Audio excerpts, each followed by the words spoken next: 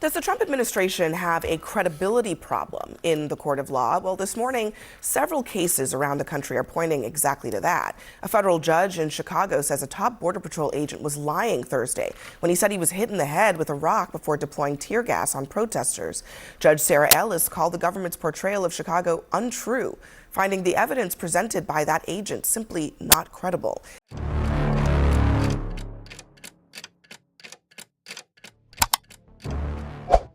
일부 사법 결정은 분쟁 금액이 아니라 제도적 구조 내에서 활성화하는 선례로 인해 주목을 받는다. 2025년 12월 제1 순회 항소법원은 도널드 트럼프 대통령과 그의 변호사 알리나 하바에 대한 사법 제재를 만장일치로 확정했다. 3명의 판사로 구성된 재판부가 내린 이 판결은 형사 고발이나 즉각적인 자유 제한 조치를 포함하지 않았지만 대통령 금융자산과 재산에 대한 직접적인 압류 집행을 허용함으로써 동등하게 강력한 효과를 발휘했다. 이 결론의 근거는 2022년 트럼프가 제기한 소송으로 거슬러 올라간다. 그는 힐러리 클린턴, 민주당 전국위원회, 전 FBI 요원 및 기타 단체들이 자신을 정치적으로 방해하기 위한 음모에 가담했다고 주장했다. 이 소송의 핵심 주장은 원래 범죄 조직을 단속하기 위해 제정된 라이코 법에 근거한 것이었으나 법원에서는 법적 근거가 부족하고 절차상 남용된 것으로 판단했다. 이 사건의 영향은 당시 법정 내에서 벌어진 일에 그치지 않았다. 1심 법원은 이미 이 소송이 근거가 부족하고 증거가 없으며 사법부를 통해 공론장을 조장하기 위해 꾸며진 것이라고 판단했다. 항소법원의 판결은 이러한 해석을 유지했을 뿐만 아니라 모든 측면에서 이를 강화했다. 사건을 재검토한 판사들, 그중 일부는 공화당 행정부가 지명한 인물들이다. 은 법적 시스템을 부당하게 악용한 명확한 패턴이 존재하며 이에 상응하는 대응이 필요하다고 판단했다. 부과된 벌금은 90만 달러를 초과했으며 트럼프와 하바가 연대하여 전액을 지급해야 했다. 이 연대의 실질적 의미는 사전 분할 없이 두 사람 중 누구에게나 징수를 집행할 수 있다는 점으로 이는 양측에 대한 재정적 법적 압박을 가중시킨다.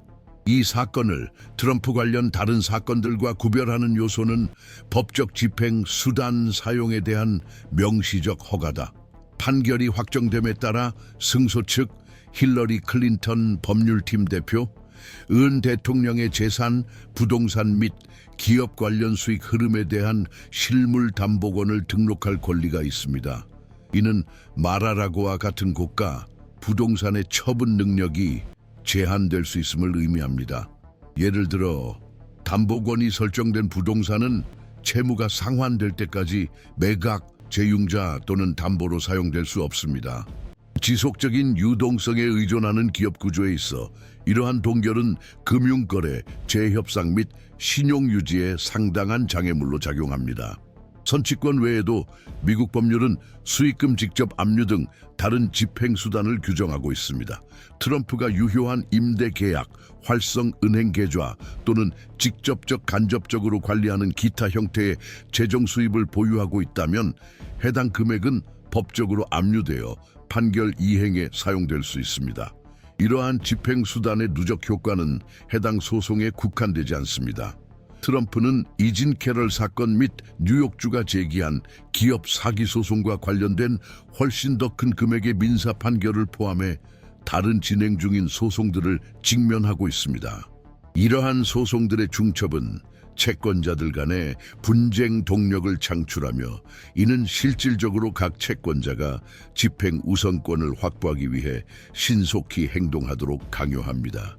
이러한 맥락에서 가치 있는 자산들은 서로 다른 소송들의 동시적 표적이 되며 이는 개별적으로 각 소송이 즉각적인 부도를 의미하지 않더라도 전체 자산 구조의 건전성을 훼손할 수 있습니다. 제1 순회 항소법원이 제재를 유지하기로 결정함으로써 비록 간접적이긴 하지만 사법부의 정치적 활용에 대한 한계를 보여주는 중요한 선례를 세웠다. 판결문에 명시된 해석은 최소한의 증거도 없이 서사적 전략에 기반해 제기된 소송은 기각될 뿐만 아니라 그 원고들에게 실질적인 결과를 초래할 수 있음을 시사한다. 제도적 측면에서 이는 사법부가 정치적 분쟁의 연장선이 아닌 기술적 기관으로 재확인된다는 것을 의미한다. 또한 이 결정이 구금을 수반하지는 않지만 수십 년에 걸쳐 구축된 금융제국의 운영 핵심을 직접 타격하며 관련된 금전적 가치를 넘어서는 함의를 지닌다. 이와 같은 사건을 보도할 때는 법적 세부 사항과 더 넓은 제도적 영향에 주목해야 합니다. 정치, 법, 공공담론의 경계가 이처럼 모호해지는 시기에 지속적인 추적과 비판적 분석이 중요한 역할을 하는 이유입니다. 이러한 맥락 이해가 의미 있다고 생각하신다면 지금이 저희를 계속 따라오기에 좋은 때입니다. 이러한 맥락에서 판결의 실질적 적용은 새로운 양상을 띈다. 미국 법체계, 특히 민사법 영역은 판결 집행에 있어 고도로 구조화된 도구를 제공한다. 이 점에서 도널드 트럼프 사건은 상징적 영역을 넘어선 재산적 책임 추궁의 논리에 부합한다. 상소 절차가 모두 소진된 후 승소 당사자에게 부여되는 판결 채권자, judgment creditor, 지위는 등기소 기록, 은행 명령, 세무 통지, 심지어 채무자와 관련된 기업에 대한 직접 지시 등 다양한 메커니즘의 가동을 가능하게 합니다. 트럼프의 경우 이는 상업 계약에서 발생하는 자금 흐름의 차단부터 부동산 자산의 공식적 동결에 이르기까지 다양한 형태로 나타날 수 있습니다.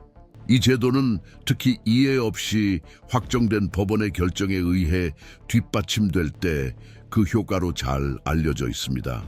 해당 특정 절차에 대해 더 이상 상소할 수 있는 단계가 없으면 채권자들은 채무자의 선의에 의존하지 않는 수단을 확보하게 됩니다.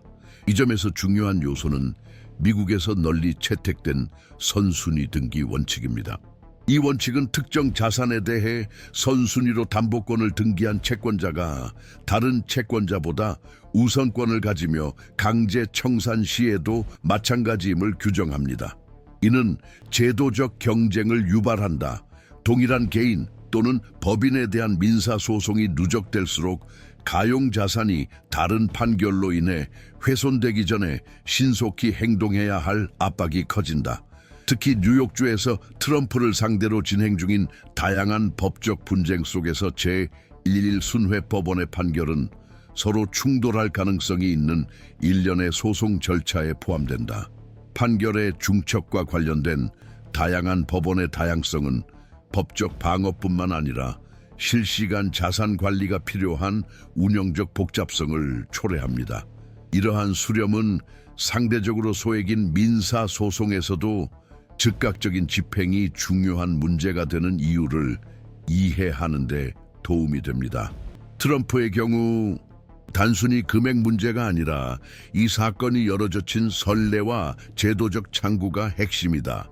근거 없고 정치적 동기로 제기된 소송이 제재뿐 아니라 대통령의 재정적 수단에 대한 제한까지 초래할 수 있다는 사실은 사법부가 서사적 간섭으로부터 사법체계를 보호하려는 의지가 커지고 있음을 시사한다.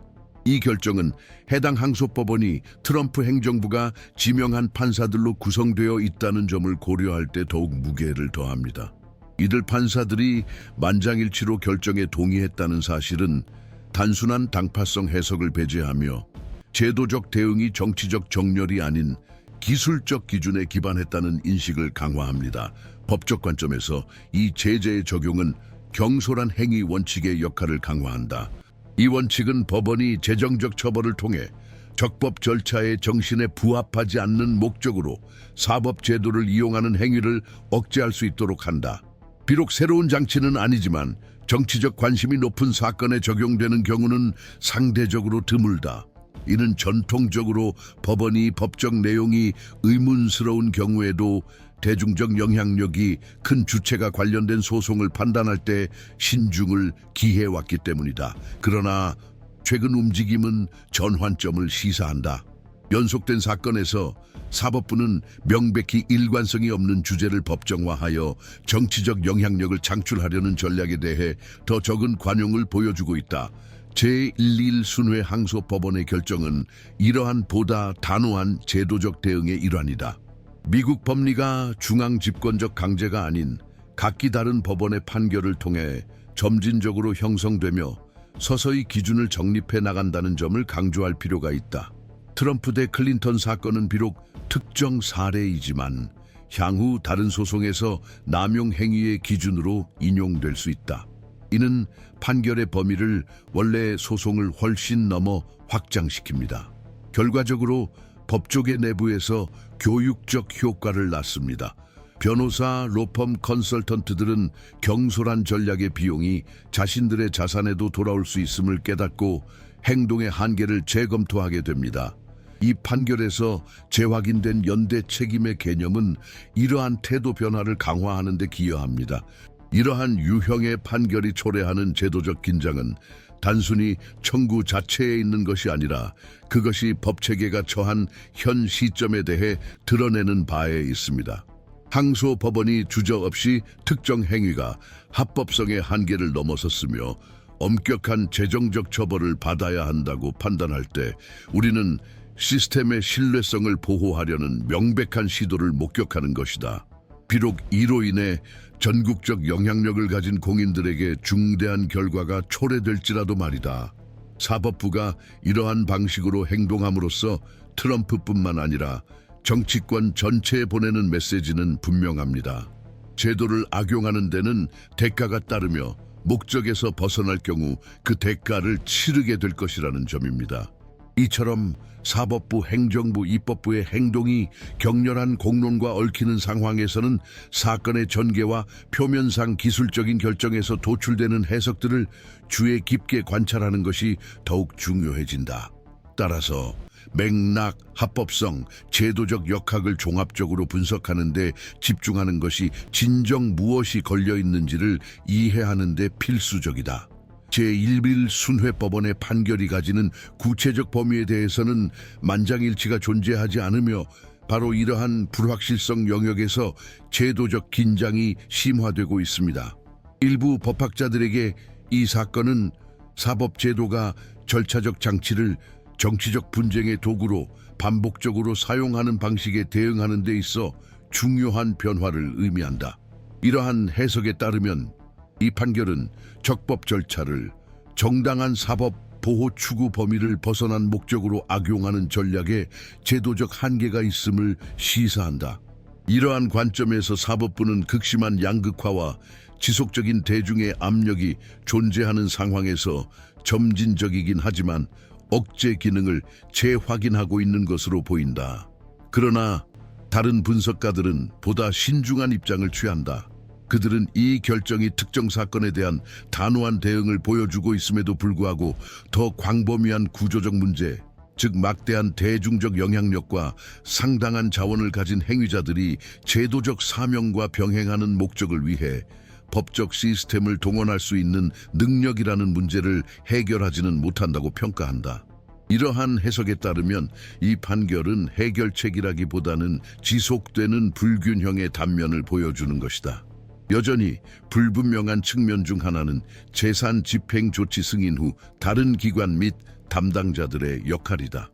법원의 결정은 힐러리 클린턴의 법적 대리인에게 도널드 트럼프의 재산에 대한 담보권을 즉시 등록할 의무를 부과하지 않으며 압류 절차에 자동 개시도 명시하지 않는다.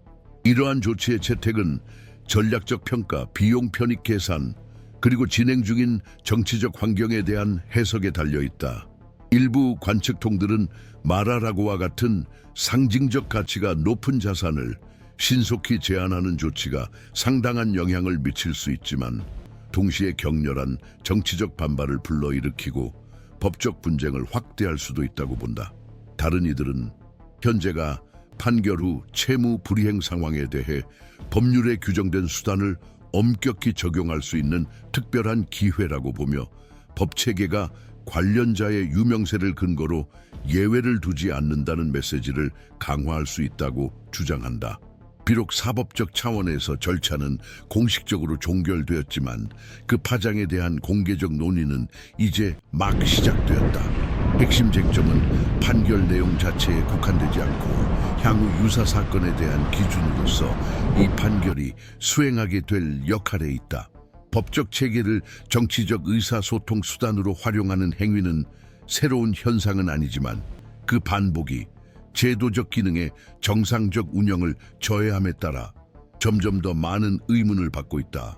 합법적인 소송권 행사와 제도적 장치를 의도적으로 조작하는 행위를 구분하는 경계는 항상 명확하지 않으며 바로 그 때문에 이 영역을 침범하는 각 판결은 구체적인 사건을 넘어 다른 유사한 동원 능력을 가진 행위자들의 행동에까지 영향을 미치는 결과를 초래하는 경향이 있다. 이 특정 사건에서 공동 책임 원칙의 재확인 및 전 대통령에 대한 집행 조치 승인 조치는 이 사건을 이례적인 차원으로 끌어올렸다. 법조계에서 이를 어떻게 해석하고 운영하느냐에 따라 이 선례는 향후 유사한 전략에 대한 억제 요소로 작용할 수 있다. 그러나 정보의 파편화 속에서 또 하나의 사건으로 흡수되어 체계적 경고 기능을 상실할 위험도 존재한다. 현재로서는 어느 경로가 우세할지에 대한 합의가 없다. 일부 전문가들은 도널드 트럼프를 둘러싼 민사 형사 소송이 누적되면서 이 사건이 이미 포화 상태인 환경 속 또 하나의 요소로 희석될 것이라고 평가한다. 다른 이들은 오히려 다중 전선이 각 결정에 추가적인 무게를 부여하여 광범위한 공공 영향력을 가진 기관과 행위자들 간의 균형을 점진적으로 재편하는 데 기여한다고 주장한다. 정치적 차원에서도 그 영향은 여전히 불확실합니다. 비록 이번 결정이 선거 일정이나 공식적인 자격 요건에 직접적인 영향을 미치지는 않지만 정치 스펙트럼에 다양한 세력이 활용할 수 있는 제도적 책임에 대한 인식을 강화합니다. 이는 그 자체로 도덕적 또는 법적 최종 유죄 판결과 동일하지는 않지만 도널드 트럼프의 이름을 점점 더 고조된 소송으로 특징 지어지는 맥락에 위치시키며 여기서 법적 평가와 서사적 논쟁 사이의 경계는 점차 불안정해지고 있다. 쟁점은 단순히 민사소송의 결과만이 아니라 이를 둘러싸고 형성될 대중의 해석과 다양한 집단이 그 영향에 부여할 의미의 방식이다. 제도적 해석은 여전히 진행 중이다. 장기적으로 재정적 제재, 재산 압류 권한 부여, 공인 역시 근거 없는 소송에 책임을 져야 한다는 인식의 재확인이 결합된 것이 무엇을 의미하는지에 대한 확고한 해석은 아직 존재하지 않는다. 현재 논쟁은 사법부가 절차적 남용에 대한 새로운 대응 기준을 정립하고 있는 것인지 아니면 전 대통령을 둘러싼 더 광범위한 분쟁 속에서 그 영향이 흡수될 고립된 사건인지 이해하는 데 집중되어 있다. 바로 이 모호함 속에 핵심 과제가 자리 잡고 있다. 시스템이 보내는 신호를 해석하되 그 안에 확정적인 결론을 투영하지 않는 것이다. 오늘날 특이한 사례로 보이는 것이 시간이 지나면서 중요한 전환점이 될지 아니면 더 광범위한 제도적 재편 과정의 한 장에 불과할지 드러날 수 있다. 현재로서는 이 사건이 채권자들의 활동 범위를 확대하고 변호 측의 법적 예외성 주장을 위한 여지를 축소했다는 점을 가장 확실하게 말할 수 있다. 제도적 전개 과정을 비판적으로 관찰하며 각 결정이 시스템의 실제 운영 방식을 어떻게 드러내는지 이해하려는 이들에게 이는 지속적인 주의를 요하는 영역이다. 우리는 결론을 미리 내리지 않고 단지 실제로 움직이는 것을 따라가며 계속해서 관찰하고 분석하며 사실들을 연결해 나갈 것이다.